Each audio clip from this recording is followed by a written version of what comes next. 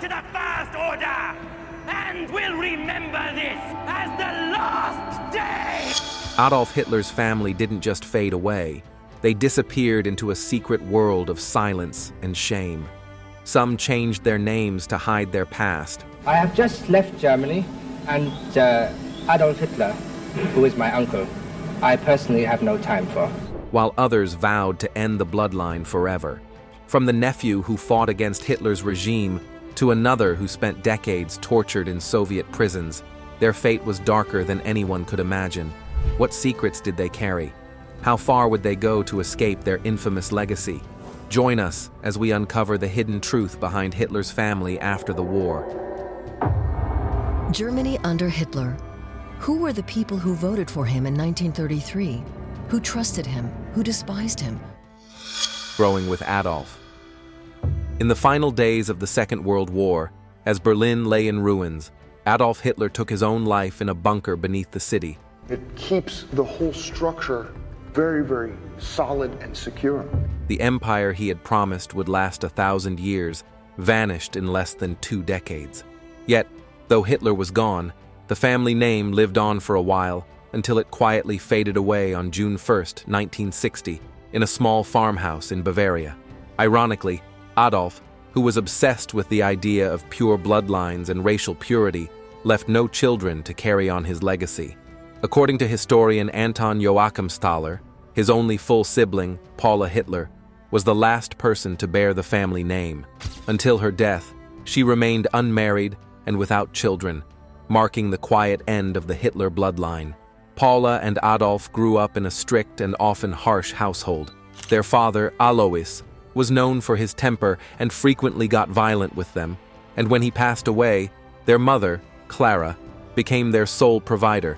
But things took a turn for the worse when she passed away in 1907. The Austrian government granted a modest pension to both Adolf and Paula. The amount was insufficient to support them both, so Adolf, then old enough to live independently, gave his share to Paula. Shortly after, he left for Vienna to pursue his ambition of becoming an artist, marking the first time the siblings would live apart. Paula had little contact with Adolf during his early years in Vienna and throughout the First World War, during which he served in the German army. They reunited in Vienna in the early 1920s, but the reunion was strained. Paula was unsettled by Adolf's rising popularity, which began to affect her own life. In 1930, Paula lost her job at a Vienna insurance company after her employers discovered her connection to Adolf Hitler. Adolf then began providing financial support, which continued until his passing in 1945. At his request, Paula lived under the alias Paula Wolf, a name Adolf had used in the 1920s for security reasons. During the 1930s and early 1940s, Paula saw Adolf only about once a year. When the Second World War began, she worked as a secretary in a military hospital. Although records suggest she shared some of Adolf's nationalist views, Paula never joined the Nazi Party and was not politically active. In the war's final weeks, Paula was summoned to Berchtesgaden by SS guards and given a sum of 100,000 Reichsmarks, equivalent to roughly $2,000 today, as a contingency if Berlin fell. After the war, Paula was found and arrested by U.S. intelligence officers. A transcript from the interrogation revealed that she described her childhood with Adolf as full of arguments, but also said they had a close bond. She also said she could not believe he was responsible for the Holocaust.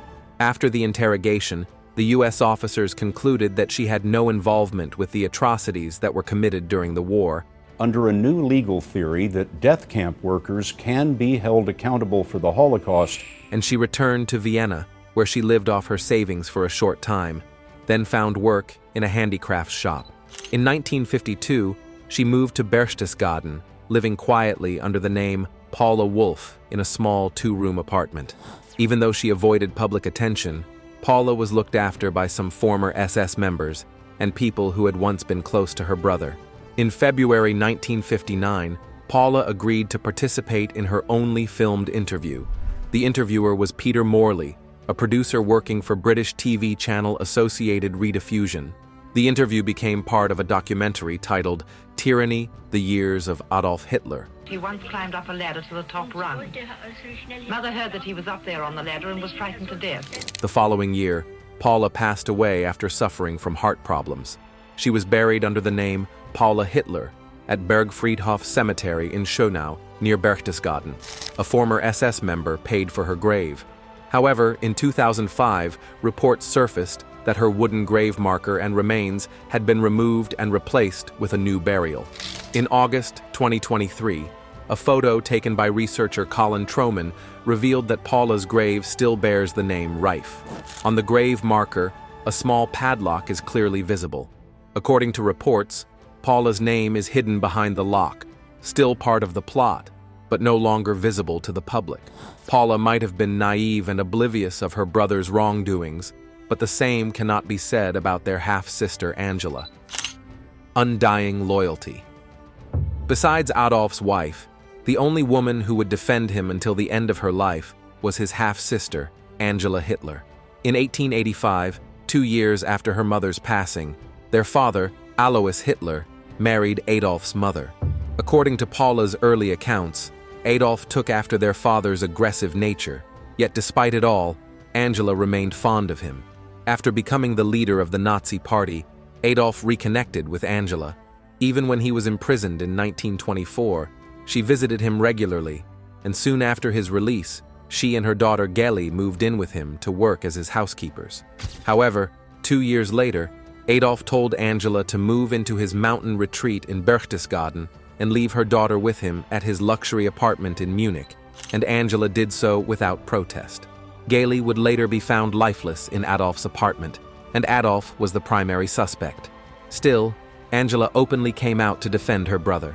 She stayed within Adolf's household for a while, but then left when he entered a serious relationship with Eva Braun. Angela was not in support of the relationship, and that brought up tensions between her and Adolf. However, he continued to keep in contact and take care of her. When Allied forces bombed Dresden, Adolf ordered that Angela be moved to Berchtesgaden for safety and arranged a pension for her. Even after his passing, she continued to speak well of Adolf and insisted that he did not know about the crimes committed during the Holocaust. Angela passed away from a stroke on October 30th, 1949, in Hanover, Germany, at the age of 66. She was laid to rest alongside her husband and son, Leo Raubal, at St. Barbara Cemetery in Linz, Austria. Without a doubt, Adolf cared for his siblings and, in his way, took measures to support them.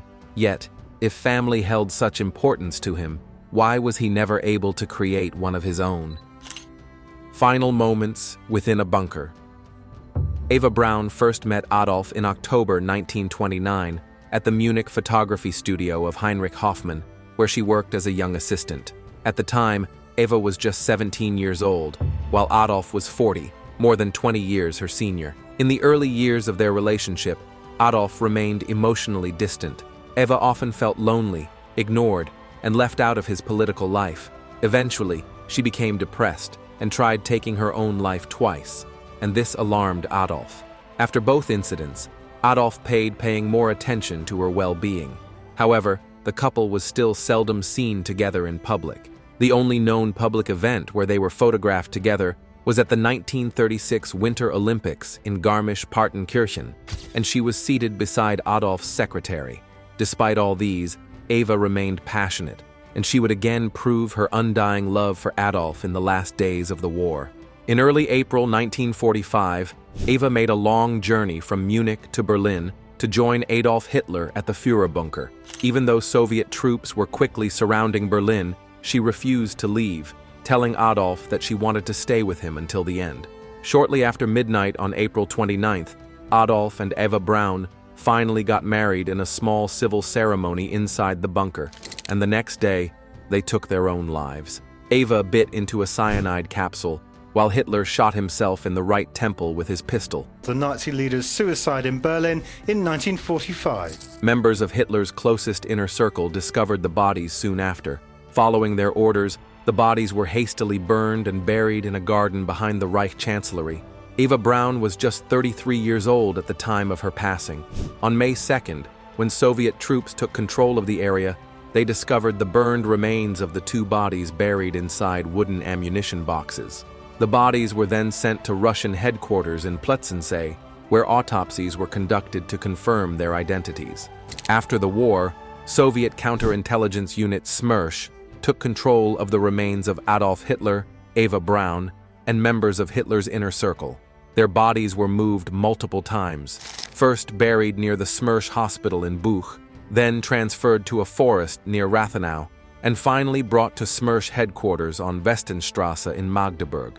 Adolf and Eva were secretly buried in a garage inspection pit behind the SMERSH offices, where their remains stayed hidden for many years.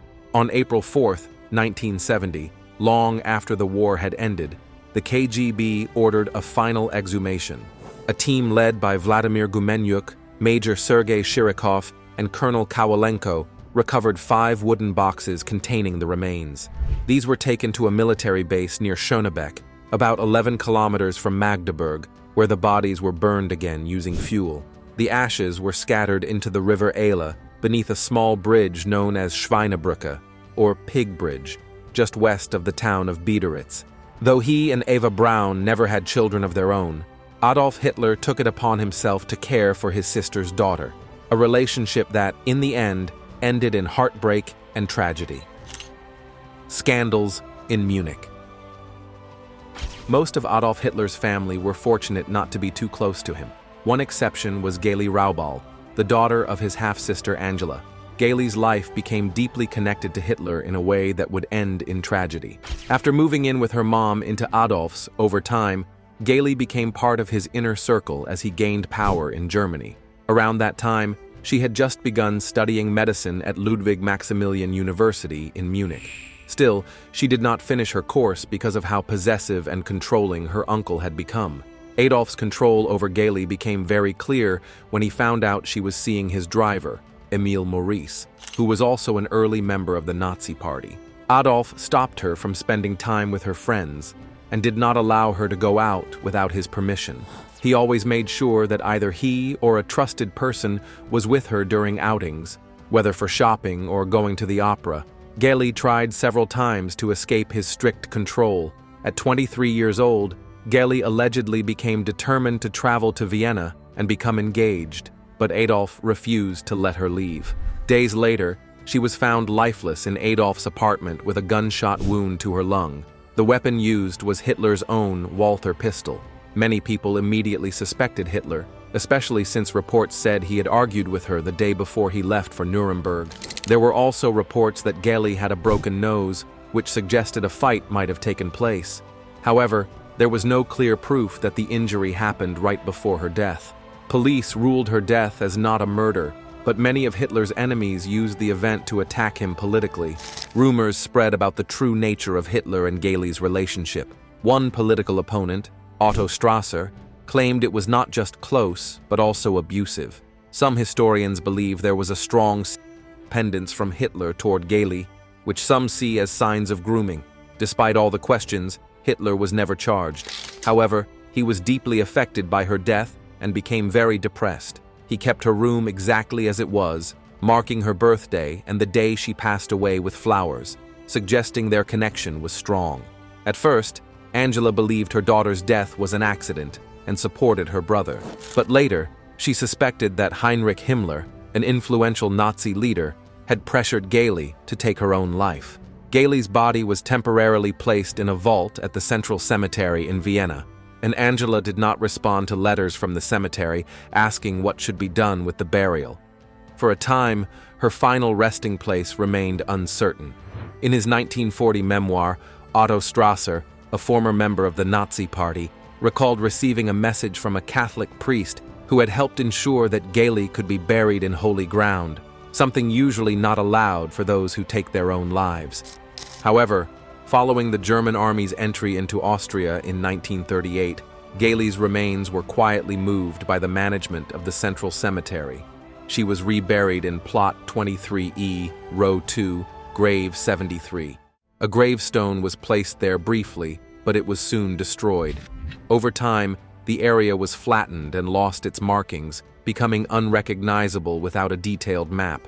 It is said that Adolf visited her grave 3 times, suggesting how much she still occupied his thoughts. A new gravestone was eventually placed at the site, but it was marked only by a simple cross. The surface offers no tribute, no inscription to explain the life or the loss it represents. Today, however, the grave bears a different name, Alag Christian Alarm. The reason for this change remains unclear. Adolf showed affection and care towards several women in his family, Paula, Angela, Eva, and Geli.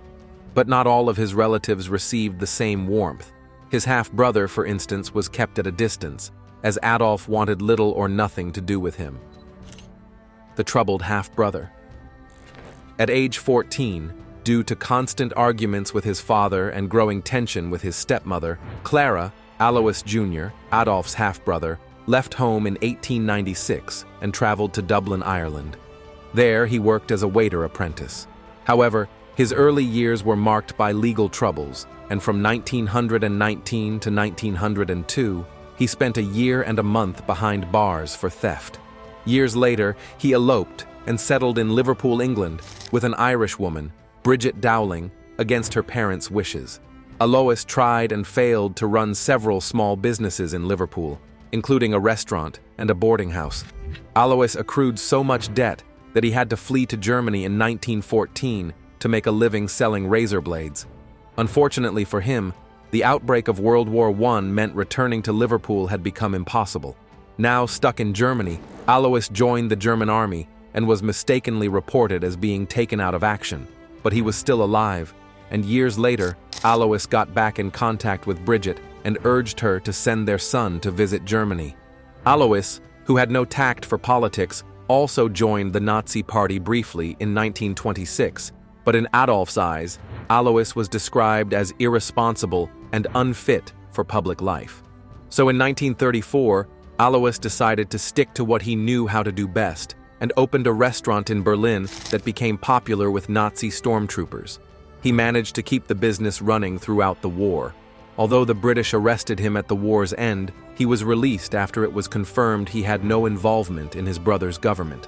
After the war, Alois briefly engaged with a far-right political group and, during the 1950s, earned money by selling signed photos of Adolf Hitler to tourists. Alois Hitler Jr. passed away in a traffic accident on May 20, 1956, at the age of 74. He was living in Hamburg at the time. He is buried in the large Ohlsdorf cemetery, alongside his wife Hedwig, in an unmarked grave. It remains unclear where Alois Hitler truly stood, whether his support for the Nazi Party was driven by personal gain or genuine belief in their ideology. What is certain, however, is that his 2 sons came to represent both paths, one embodying opportunism and self-interest, the other a devoted follower of the Nazi cause. The Defiant.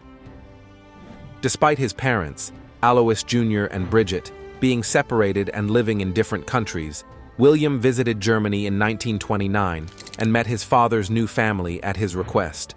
Then he returned to Germany again in 1933, hoping to benefit from the rising influence of his uncle, Adolf Hitler. He was given a job at a bank and later worked for Opel and as a car salesman. Still unhappy, William repeatedly demanded better positions. When those demands were not met, he threatened to expose private family stories to the press. Adolf reportedly referred to William as loathsome. In 1938, Adolf offered him a high-ranking position on the condition that William give up his British citizenship. Sensing danger, William refused and left Germany. At one point, he claimed that Adolf's alleged grandfather, Leopold Frankenberger, was a Jewish merchant, a claim modern historians widely reject. That same year, William briefly returned to Germany, possibly on behalf of British intelligence, but soon fled via the Netherlands. The following year, William gave a controversial interview to Look magazine, boldly titled, "Why I Hate My Uncle." In it, he painted a harsh picture of Adolf, describing him as cold, harsh, and easily angered. William even shared disturbing childhood memories, claiming he once saw Adolf lash out at flowers with a whip during a fit of rage. The interview, followed by TV appearances, sent shockwaves across the globe, marking one of the most public and personal rejections of the Nazi leader by a member of his own family. to take an active part in the liquidation of this man, my uncle, who has unleashed such misery upon the world. Shortly after, he and his mother went to the United States, helped by an American media mogul, William Randolph Hearst. When the Second World War began, William wanted to show loyalty to the U.S. and wrote to President Franklin D. Roosevelt, asking to serve in the American military. After being vetted by the FBI, he was accepted. William enlisted in the U.S. Navy in 1944 as a hospital corpsman. He was wounded during his service and received a Purple Heart. After the war, in 1946, he became a U.S. citizen and changed his name to Patrick Stewart Houston to avoid public attention. After his discharge in 1947, Patrick married Phyllis Jean-Jacques, a woman of German origin. They settled in Patchogue, Long Island, where Patrick used his medical training to open a laboratory business from his home, analyzing blood samples for local hospitals. The lab was called Brookhaven Laboratories and was located at 71st Silver Street. The couple had 4 sons and passed away on 14th July 1987, aged 76, in Patchogue, New York. He is buried at the Holy Sepulchre Cemetery in Coram, New York, alongside his mother Bridget and son Howard. To both the Nazis and the Allied forces, William was seen as a chameleon, someone who shifted loyalties to serve his own interests. In contrast, his half-brother followed a far more unwavering path. 2 different paths in a troubled legacy. Heinz Hitler, unlike his half-brother William Patrick Hitler, was a strong supporter of Nazi Germany. Hitler's nephew was originally named William Patrick Hitler, but he later changed it to William Patrick Stewart Houston. He believed deeply in its ideas and chose to serve in the German army.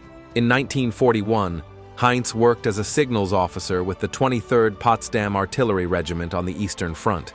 Before joining the army, he had been a student at the Napola School in Ballenstedt, an elite training school run by the Nazi regime in Saxony-Anhalt. In January 1942, Heinz was captured by Soviet forces during combat. After weeks of harsh treatment and torture, he passed away in a Moscow prison on February 21, 1942, at the young age of 21. During his service, he had been awarded the Iron Cross Second Class, a military medal for bravery. Leo Raubal Jr., Angela's son and cousin to both William and Heinz, chose a different path. Before the war began, he worked as a chemistry teacher in Salzburg, keeping a low profile and staying away from politics, even though his uncle Adolf had become Germany's leader. I have just left Germany, and Adolf Hitler, who is my uncle, I personally have no time for. Despite being Adolf's favorite nephew, Leo did not agree with his uncle's ideas and reportedly blamed him for the tragic death of his sister, Gaily Raubal. When the war started, Leo was called into service and joined the German Luftwaffe, where he became a lieutenant in the engineering corps, a role that suited his science background. However, his connection to Adolf brought unwanted attention. In January 1943, during the Battle of Stalingrad, Leo was wounded and taken as a prisoner of war by the Soviets. Adolf tried to arrange a prisoner exchange, but Joseph Stalin refused to release Leo, and he remained in Soviet captivity for more than a decade. But it's not just Joseph Stalin who's making a comeback. So, would you believe, is the USSR. Leo was finally freed in 1955 as part of a larger agreement to return German prisoners, thanks to the efforts of West German Chancellor Konrad Adenauer. After returning to Austria, Leo quietly resumed his teaching job in Linz, where he lived a private life. He passed away in 1977 due to tuberculosis and was buried with his parents. He had one son, Peter Raubal, who would later be known as one of the last living descendants of Adolf Hitler. Today, only a handful of Adolf Hitler's male relatives are still alive. Scattered between Europe and the United States, they live quiet, private lives, far removed from the shadow of their infamous ancestor. But who are they, and what paths have they chosen in the modern world? The quiet ending of a troubled family line. One of the last known relatives of Adolf Hitler is Peter Raubal, who was born and raised in Linz, Austria, the same town where Hitler spent part of his youth. Like his father, Leo Raubal Jr., Peter chose a peaceful and simple life, far removed from the history that surrounded his family name. Peter became an engineer, worked steadily, and eventually retired. He never sought public attention, never married, and had no children. Today, he lives a quiet life in Linz, staying away from the public eye. Now, an elderly man, Peter Raubal is one of the final members of his family line, and he has shown no intention of continuing it. Another discreet figure is Heiner Hochegger, Peter's cousin, born in January 1945 during the final months of Nazi Germany. He grew up near Salzburg and, like Peter, has always kept to himself. Heiner has never given an interview, never written a book, and never spoken publicly about his connection to Adolf Hitler. He also never married and has no children. His life, too, will end with him. Across the Atlantic in the United States, the sons of William Patrick Hitler have also lived quietly. Be kidded by my mustache because, after all, my heart is in the right place, and that's the main thing. William had 4 sons. Only Howard married, but he tragically lost his life in a car accident in 1989, leaving behind no children. The remaining brothers, Alexander, Louis, and Brian Stewart Houston, live in Long Island, New York, in a modest and quiet neighborhood. Now in their 70s, they have always avoided attention. Surrounded by trees and silence, they live with a clear desire for privacy. Alexander, the oldest of the brothers, once ran a small landscaping business. Although he usually avoided the media, he once addressed a common rumor. When asked whether the family had made a decision to end the Hitler bloodline, he called it a myth. He shared a story of how one of his brothers had once been engaged, but the relationship ended as soon as the woman learned about the family's background. Meanwhile, back in Germany, there was one man who, though never officially recognized, claimed to be another surviving relative of Adolf Hitler. His name was Romano Hitler. He said he was descended from Hitler's father, Alois, and claimed that his family had fled Czechoslovakia to Austria when he was a child. He lived a secluded life, often struggling with the weight of the name he carried. His claims were never verified, but some believed his story might have some truth. However, Romano's life ended in disgrace. In 2019, he was convicted of child abuse. In 2022, he died from COVID-19. Though his connection to Hitler was never proven, his life added further shame to an already dark legacy. Thanks for watching. See you in the following video.